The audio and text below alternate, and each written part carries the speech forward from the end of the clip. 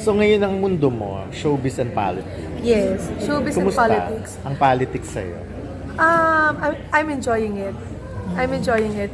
Kasi I have a foundation. Ang name is Forbes Hope Foundation. We started 2012 when I won Binibining Pilipinas. Kasama ko dyan yung iba-ibang mga beauty quiz. Pupunta kami sa iba't ibang mga lugar. Kasi dati, we chip in lang para sa mga ibibigay nating donations. Then, nag-pandemic. Sariling pera. Yes, sariling pera namin. And then, nag-pandemic. Yun na yung time na kailangan ko na palang pa-register.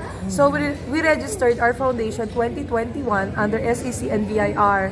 So, yung foundation namin, nag-start siya sa East Avenue Medical Center. Alam niyo yung basement nun dati, meron siyang halfway home para sa mga cancer-sick children. Ang pangalan niya ay Tahan-Tahanan. Doktora ang pinaka-head namin doon.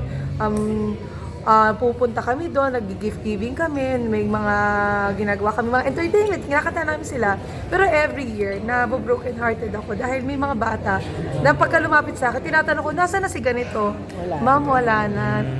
Kasama na siya ni Lord. So, doon din nag-start yung pangalan ng foundation namin na Forbes Hope Pag-asa Foundation. So, yun talaga yung naging baseline ko, bakit ako nasa public service. And then, along the way, medyo cliche ito talaga, sinasabi nila na you cannot help everyone.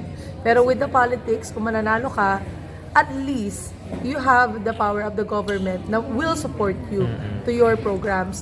Na kahit pa paano, I'm so thankful with Tingog Party List.